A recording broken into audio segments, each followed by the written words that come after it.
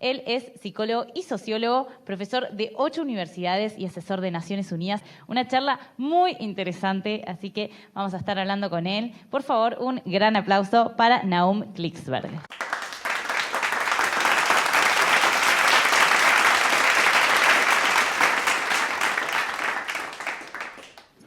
Bueno, queridos amigos, primero quiero felicitar a las autoridades de la Universidad Tecnológica por hacer este importante evento sobre uno de los temas más importantes en el mundo en este momento. Y quiero referirme al impacto que tienen las nuevas tecnologías en el mundo del trabajo. Este tema hace años que lo vengo estudiando, así que lo que le voy a decir es un poco una súper síntesis en los pocos minutos que tengo sobre las investigaciones realizadas.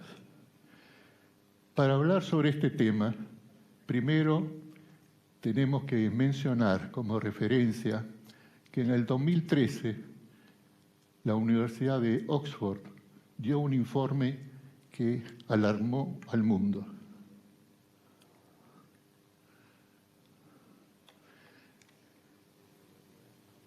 En este informe pronosticaba que en los 20 años posteriores, luego de estudiar 702 trabajos, y si cosas en las cuales los seres humanos trabajan, áreas en las que trabajan, que las nuevas tecnologías iban a causar dos efectos importantísimos en el mundo, uno muy bueno y uno muy malo. El muy bueno es que iba a permitir aumentar la producción de una forma como nunca el ser humano había soñado antes, lo cual implicaba abaratar los costos de una forma importantísima también. El aspecto malo es que iba a crear un impacto en el trabajo negativo, ya que iba a sustituir del 50 al 80% de la población mundial en sus puestos de trabajo. Por ejemplo, analizaron país por país.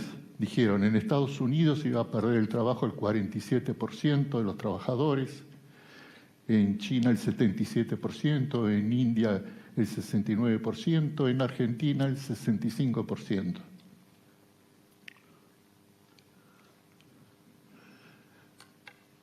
En Latinoamérica, ¿cómo impacta? Como podemos ver en este cuadro, del 62 al 75% de las personas perdería el trabajo. Era esperable que este proceso de sustitución de los trabajadores no se produzca de un momento a otro. Ellos dijeron en los próximos 20 años, o sea, hasta el 2033. Y era esperable que se produzca en diferentes etapas. En una primera etapa, el impacto fue más suave, porque era la etapa en la cual las nuevas tecnologías se iban posicionando, todavía no estaban tan perfeccionadas, se iban posicionando también en el ámbito psicológico, cultural de aceptación de las sociedades. Y podemos decir que en los últimos meses, al presentarse la inteligencia artificial de muy alto rendimiento, entramos en la segunda etapa, en la cual se van a acelerar el proceso de sustitución de trabajos. Pero eso no termina ahí, esto es el comienzo de una nueva historia, porque los avances tecnológicos disruptivos se van a suceder cada vez más aceleradamente en la historia. Y nuevas tecnologías en este tipo de ámbito van a producir más aceleración en la sustitución de trabajos. Va a llegar un momento en que va a ser inevitable de que la cantidad de pobres crezca de una forma como nunca se ha visto antes. La cantidad de desocupados, subocupados, los salarios bajarán también por esta evolución, ya están bajando, ya hay cierta influencia en la baja de los salarios en el mundo por este tipo de temas. Y entonces, ¿qué pasaría? vendría un caos social, violencia social, represión. Muchas democracias caerían porque no podrían enfrentar ese tipo de situaciones. Entonces surgirían líderes que van a prometer, que con mano dura van a poner orden a las masas empobrecidas.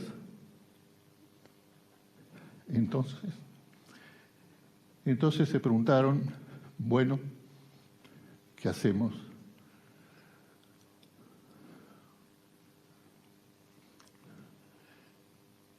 ¿Qué hacemos ante esta situación? Hay que buscar soluciones urgentes. Entonces se buscaron soluciones y surgieron 5 propuestas de solución que son las tradicionales dentro del sistema económico que tenemos.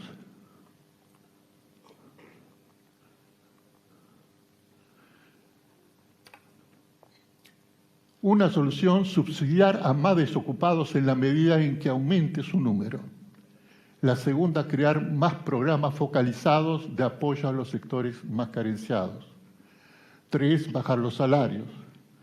4, disminuir los días de trabajo. Quiero acotar que esto hay que apoyarlo porque hace a la felicidad de las personas, pero que no es eficiente en cuanto a crear trabajo. Eso no crea trabajo, crea felicidad.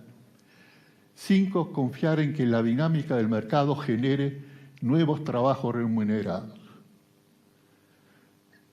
Ninguna de estas soluciona la crisis que se ha pronosticado.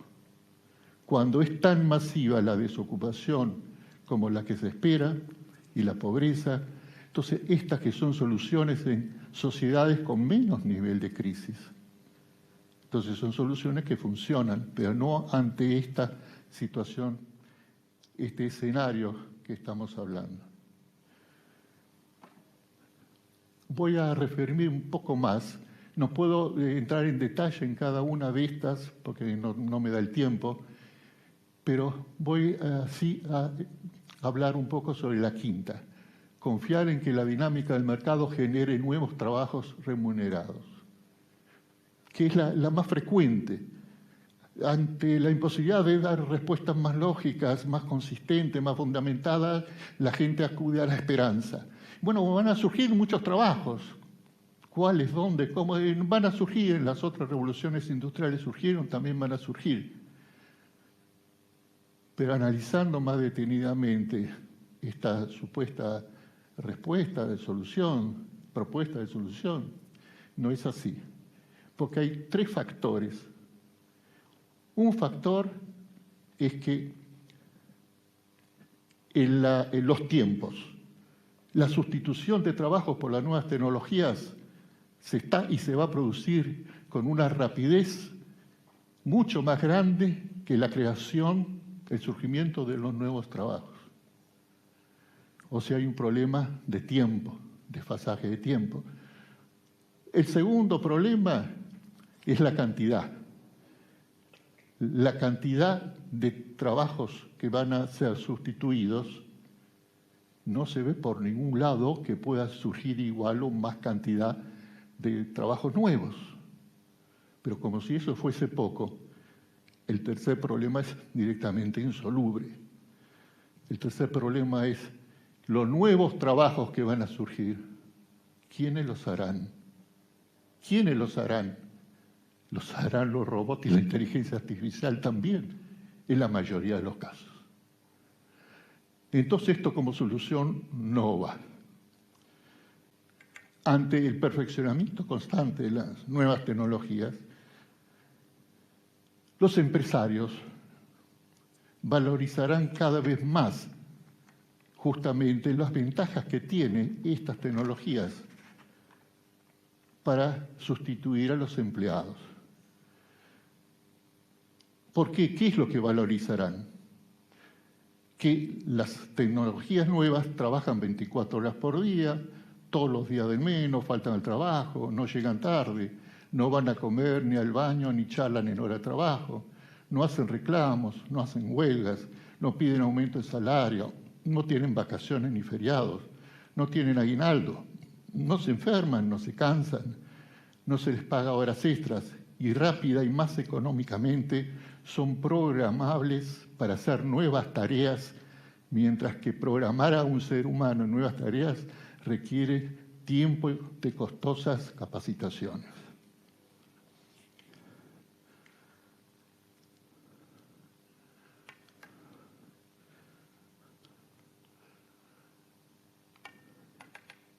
¿Qué se puede hacer si las propuestas del sistema económico usual no sirven para este tipo de problema? Entonces hubo que buscar en una propuesta que existía en el mundo, que la habían hecho humanistas, con espíritu humanista, pero que no era viable en su momento políticamente, que es la propuesta de la renta básica universal incondicional, llamada también ingreso básico incondicional, ingreso complementario. En diferentes partes del mundo se la llama de diferentes formas. Está teniendo apoyos en todo el mundo, de gente de primera importancia. La apoya el Papa Francisco, el expresidente de Uruguay, Pepe Mujica, referente del centro izquierda, como el multimillonario más grande del mundo, Elon Musk, que es ideología de derecha. De derechas y de izquierdas hay integrantes que apoyan justamente esta propuesta. ¿Por qué? Porque no hay otra. No hay otra. Si ustedes buscan en Internet, van a encontrar un video que les recomiendo ver de Elon Musk, en el cual él dice, dirigiéndose en una conferencia, en un foro económico a jeques árabes, gente de alto vuelo económico, decía, señores, tenemos que apoyar la renta básica porque no hay otra. No se trata si nos gusta o no nos gusta. Bajará el consumo, cerrarán las fábricas, las empresas cerrarán, nos perjudicaremos todos. Esto es lo único que puede proteger que siga funcionando el sistema. Porque el sistema precisa, para funcionar, consumidores. La renta básica permite convertir a los pobres, desocupados, sin capacidad de consumo, en personas que puedan consumir, dichosas, felices de poder consumir y no morirse de hambre. Y esto precisa el sistema para que funcione la fábrica, para que se venda, se compre.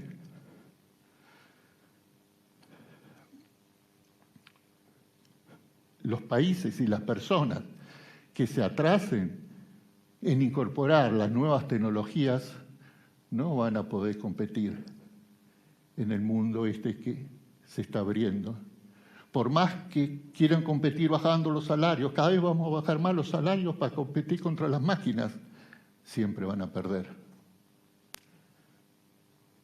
La influencia de las nuevas tecnologías se está viendo y se está pronosticando que va a sustituir al ser humano de dos formas. Una, la sustitución total del puesto de trabajo del trabajador. Y dos, la sustitución de algunas de las tareas que hace el trabajador. Entonces muchos equivocadamente dicen, entonces no se va a producir el pronóstico de la desocupación porque son solo algunas tareas. Pero esas tareas dejan más tiempo libre al empleado y en ese más tiempo libre le van a encargar más trabajos sustituyendo a trabajos de otros empleados. O sea, igual se va a generar desocupación.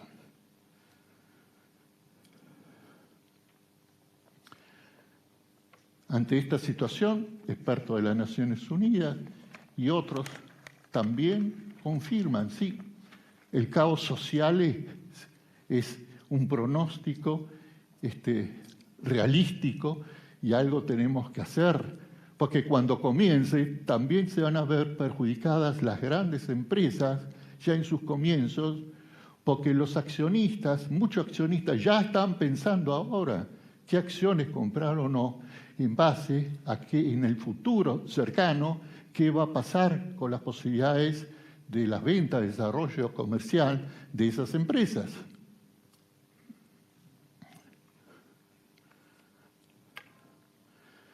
Pero ¿qué es la renta básica que estamos hablando? La renta básica es que cada Estado en el país que se implemente otorgue cada mes por toda la vida un salario complementario a los ingresos que ya tiene cada uno y que seguirá teniendo. Y de forma incondicional. Incondicional quiere decir, trabaje o no la persona, tenga o no trabajo remunerado. Igual hay que darle, o sea, a todos los habitantes de ese país. Ese es el concepto de la renta básica. Claro que va a crear una masa enorme de consumidores, una reactivación de todo el aparato productivo, venderán más las empresas, se desarrollarán los empresarios, pueden ganar muchísimo, no como muchos empresarios que no estudiaron bien el tema, creen, no, tenemos que tener todo lo que darle a los pobres, los empresarios tenemos que estar en contra porque debe ser algo contra los empresarios. Favorece a pobres, favorece a la clase media y favorece a los empresarios implementar esta solución. Y no estamos hablando solo teóricamente, porque ya se han hecho experiencias en el mundo, en muchos países, donde se tomó cientos de miles de personas y se le dio renta básica para ver cómo reaccionaban, si igual trabajaban, si se educaban, si se dedicaban a la vagancia. Los resultados fueron excelentes en todos los casos.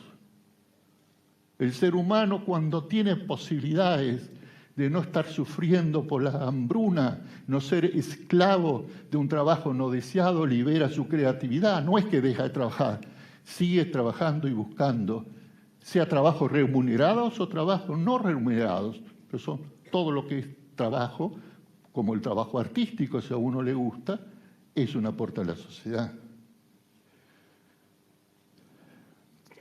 Para implementar una renta básica en diferentes países hay que tener en cuenta que cada país requiere un diseño específico para poder financiar esa renta básica según las características políticas y económicas de ese país. En Argentina se han propuesto diferentes diseños que hay que estudiar de prestigiosas personalidades y es muy necesario que el público se informe y los estudie. Estos son los países en los cuales se hicieron las experiencias que recién le mencioné. Algunos son mucho más. Holanda, Finlandia, Bélgica, Alemania, Namibia, India, Kenia, Estados Unidos, Alaska.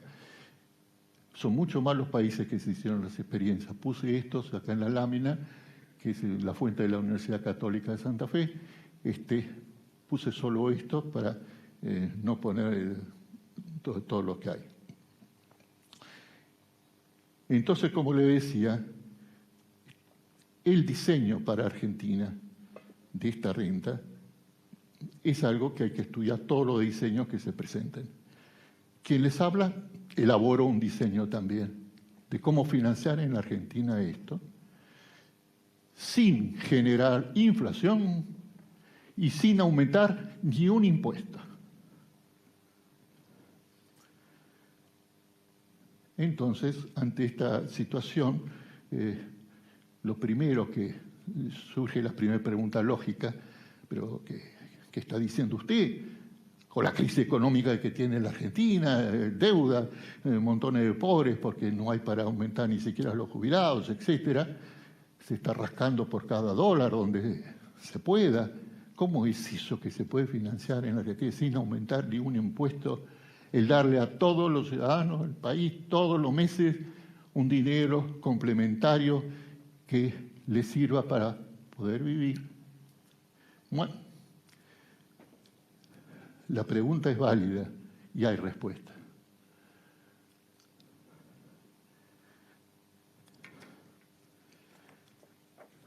Vamos a entrar ahora en un punto muy delicado, que es cómo se puede financiar, hablando concretamente.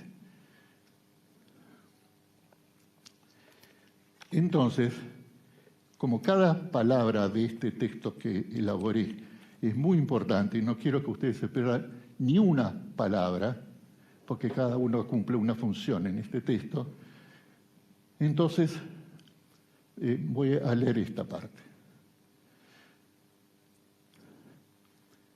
¿Cómo se puede financiar en Argentina, obtener el dinero necesario recuperando una pequeña parte del dinero que el Estado está perdiendo de recibir de diferentes fuentes?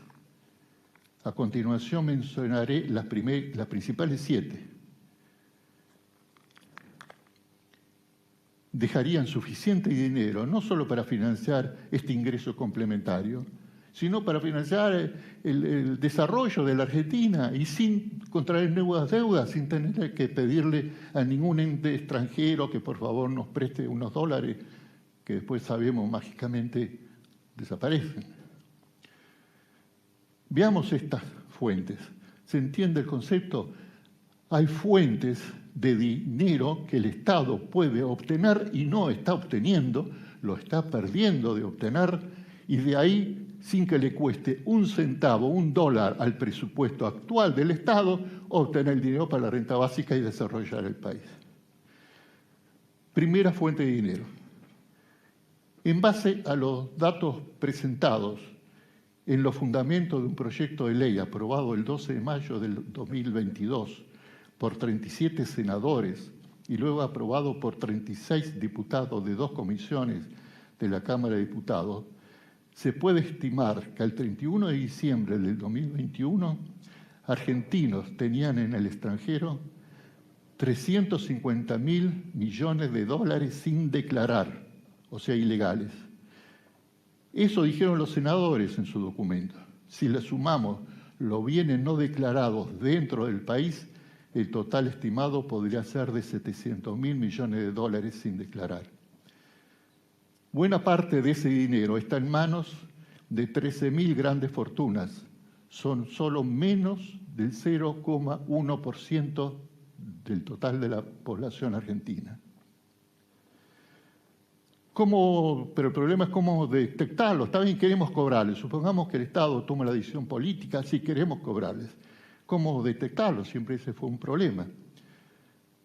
Quedó solucionado gracias a los senadores. En el mismo proyecto de ley se establece un nuevo instrumento en base a colaboradores de la AFIP, con el cual el Estado puede en pocos meses detectar a buena parte de los evasores y cobrarles los impuestos adeudados, más los punitorios. Pese a que ese proyecto fue aprobado por 37 senadores y por 36 diputados de 2 comisiones, luego quedó dormido en la Cámara de Diputados, donde ahora está. Esa fue la primera fuente. Segunda fuente de dinero.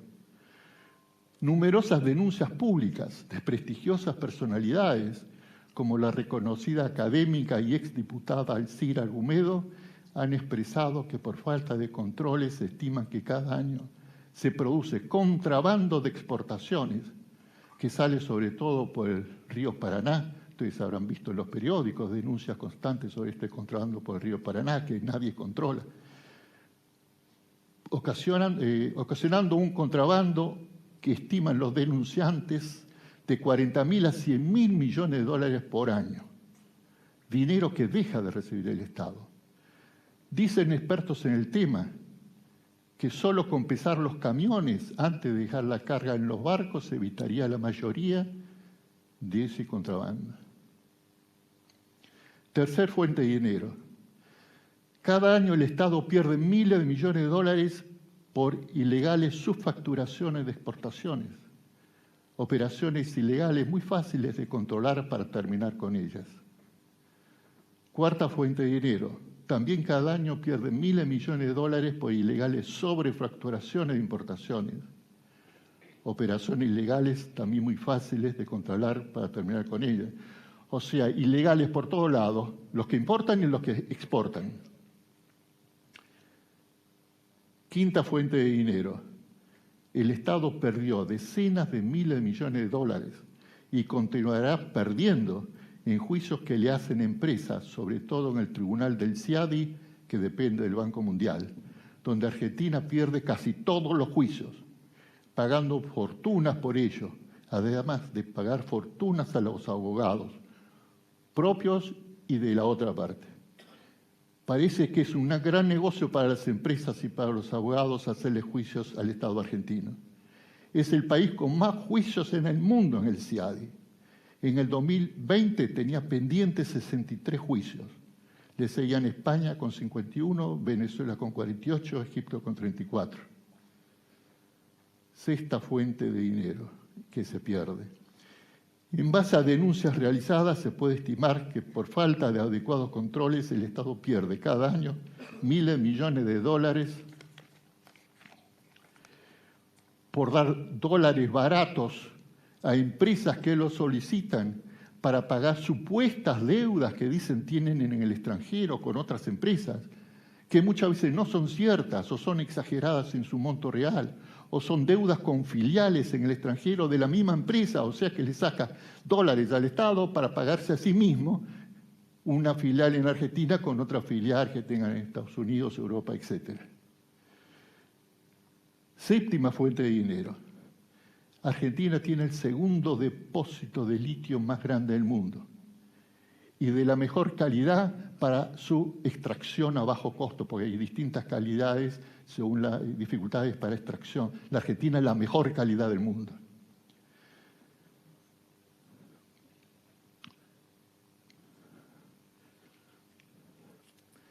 El litio es un elemento muy solicitado, se utiliza para fabricar todo tipo de baterías, para celulares, camiones, automóviles, paneles solares, etc. Muchos han denunciado que ahora solo cobramos a las empresas que lo exportan el 3% en regalías, del cual nos queda en realidad solo el 1,5% de la facturación que declaran, que dicen que facturan. En Chile el Estado les cobra el 40%, comparemos con el 1,5% que nosotros cobramos. Entraría al país decenas de millones de dólares y a las empresas se le pone como condición que si quieren nuestro litio deben fabricar las baterías en Argentina y de aquí exportarlas a todo el mundo. No les gustará, pero aceptarán, porque necesitan nuestro litio. Debe prohibirse que continúe saliendo del país litio que no sea en baterías fabricadas en el país. Estamos perdiendo mucho dinero por no hacerlo. Como ustedes ven, con estas 7 fuentes, hay otras, pero estas son las más importantes en cuanto a monto de dinero, entonces estamos en una situación que perfectamente se puede financiar un ingreso complementario para todos los habitantes del país y quedaría dinero para desarrollar el país. Entonces, hemos reflexionado juntos sobre, en pocos minutos, los pronósticos sobre las 5 propuestas, el ingreso complementario que es y cómo financiarlo en Argentina. Los problemas están,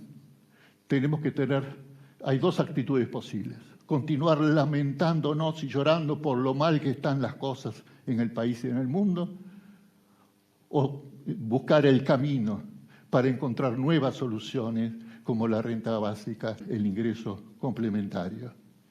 El ingreso complementario significaría para la Argentina un salto civilizatorio, como lo fue en su momento el salto civilizatorio de terminar con la esclavitud, porque mejora la calidad de vida de toda una sociedad en forma íntegra. Muchas gracias.